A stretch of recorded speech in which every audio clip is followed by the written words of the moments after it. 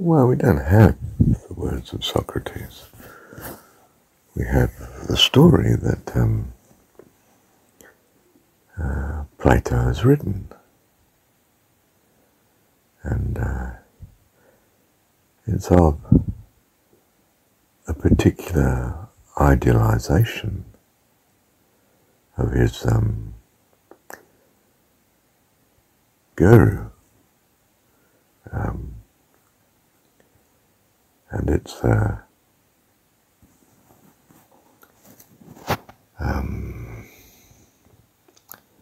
designed as a incredibly helpful fantasy conveying what is truly of value.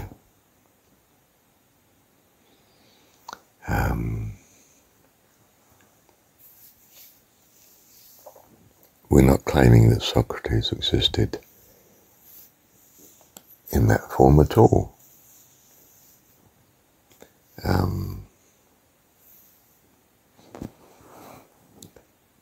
We may have written him into history, of course, and we've given him clothes that are appropriate to his spiritual status in that regard. But he embodies something that's considered of vital importance.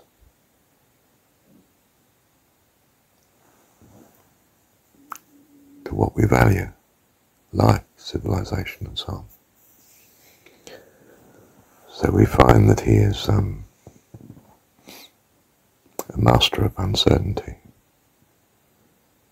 Doesn't see why the oracle declares him to be the wisest man in Athens. Because he's not sure of anything, unlike all the other seers around him. And then, of course, that's the moment of enlightenment where he realizes, that is the wisdom to come to terms with the reality of uncertainty in this material world that we live in.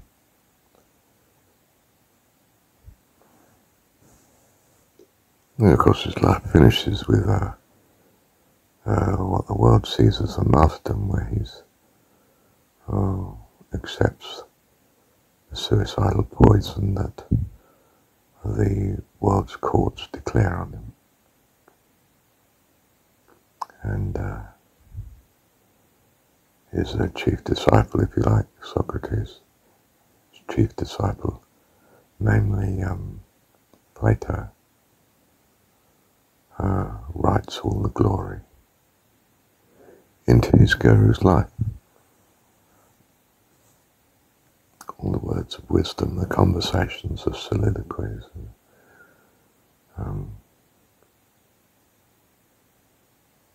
So it becomes the foundation of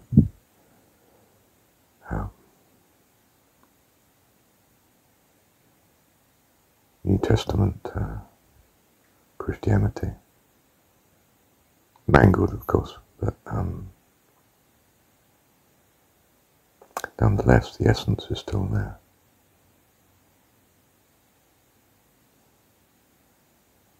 Almost verbatim in many places, like Paul's now we see darkly,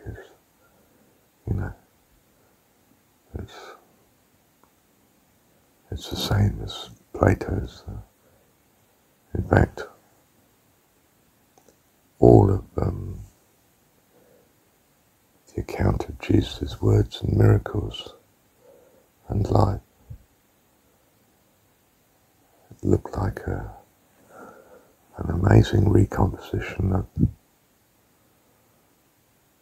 what we have of stories, myths, fables, and history of what went before. The coincidence is far too much.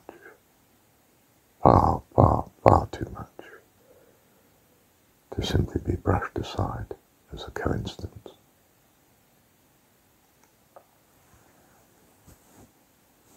Does not mean we reject the story. On the contrary, we take it as a crystallization of the very essence of what was found to be true and of value in man's long history, as it seems to him, upon the planet. And who knows what experiences that went before. If you dismiss myth,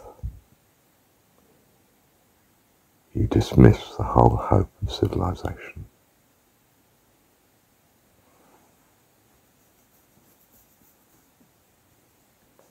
You're left with an empty shell that comes to nothing. In fact, you're left with an empty shell that was once lived in,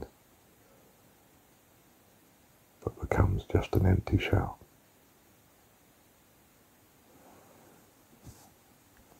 You'd be very foolish indeed to dismiss wisdom of the ages.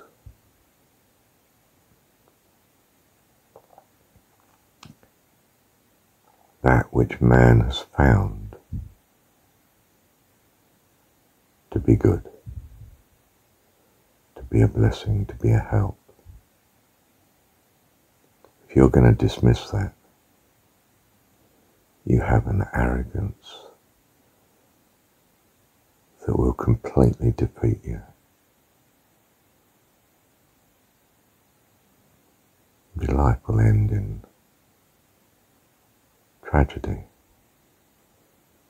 Accepting God comes to your rescue, which he may well do, because he's a loving God and he makes no mistakes and has no failures. That's who our God is.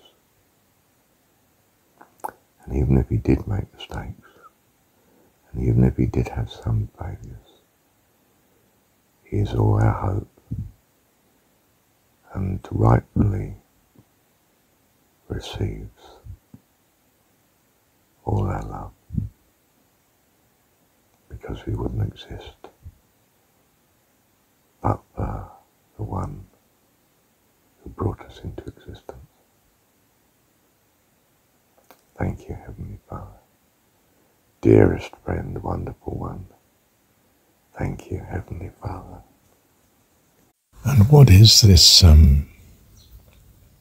wisdom that Plato has personified? It is the pure forms as the solution, the way of handling uncertainty.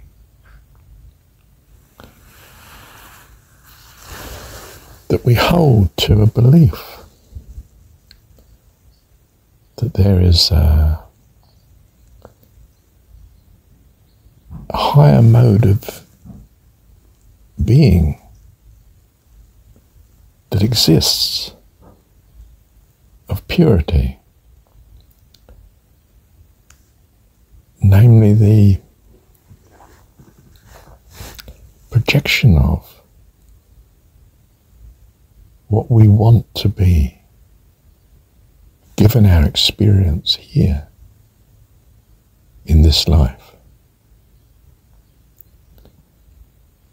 Ideals, principles perhaps. I don't mean rigid commandments. I mean beautiful, pure form ideals. That even if they didn't exist in some sense, they exist now because we've thought of them. They are in existence. And we polish them up, or at least our view of them, from time to time, given our continual experience in this existence. The wisdom of the ages is this distillation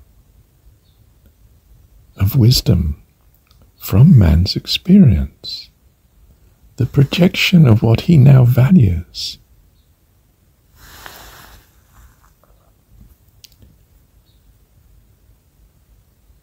The Jesus story is a development of such a view that holds that the solution is to think on God, the personification of what you truly value. What do you truly value? What you've been brought up on. Your loving parents. In the sort of what we take to be the Western view, that was, the dependability of the breadwinner, the protector, the father, your dad. Eastern view might have been more Divine Mother, full of compassion for the appalling situation that much of life finds itself in. We hold that both parents are of great value. Therefore our God personifies both parents. It's both male and female, if you like, the best of both, the pure forms of both, and everything else is good that you value. And it is your dad because, or your mum or your parent, because if you think of it, your values are what come to you from your living to date. It's what you have become made of.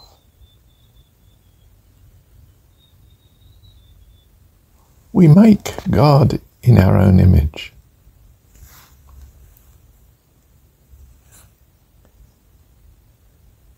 And have found that it's best to trust that He will guide us to His true understanding, His true image. For this is life eternal, to know Thee, the only true God. So the great philosopher, the man seeking wisdom,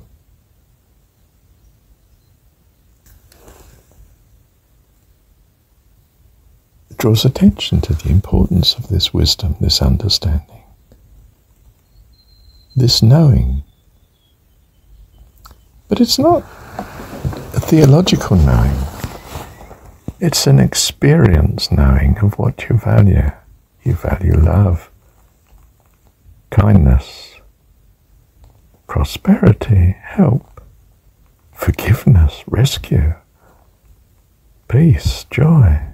Of course. That is your God. It's what you value, and you've made God in your own image.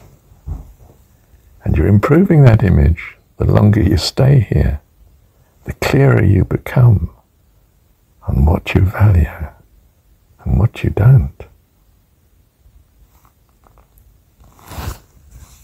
We are purified in that sense by our experience.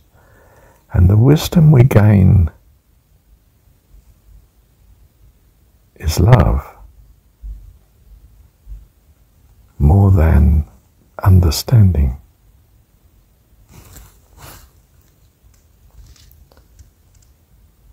But then we find that love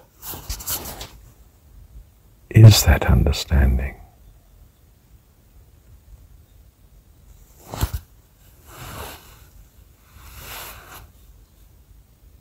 In a simple, basic, foundational way, we say, it is to see God as your heavenly Dad.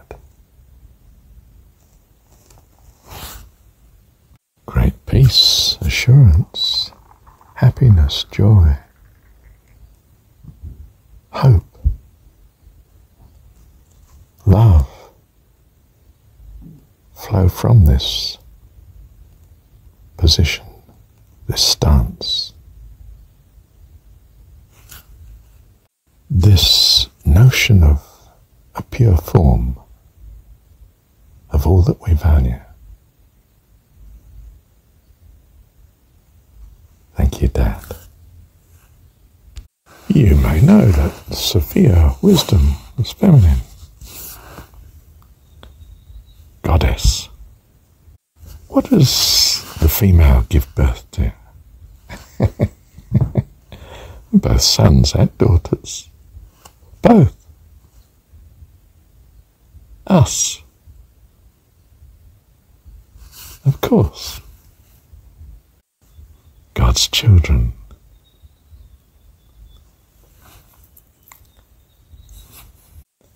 Her children too. When God is in us, we are the presence of God. I am He, blessed Spirit. I am He. I and my Father are one. She looks on her son and says, oh, he's just like his dad. And she has fond memories of his dad because she loved him to bits. And he looks on his daughter. Gosh, she's like her mother. And he has fond memories of his mother.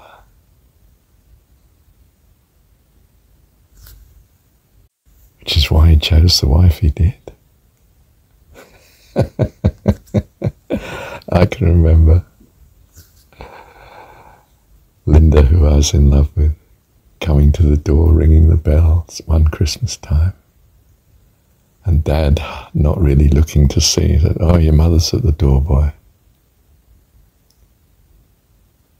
And I thought, oh yes, in so many ways she's so much like Mum that even Dad, absent-mindedly, could mistake her for Mum.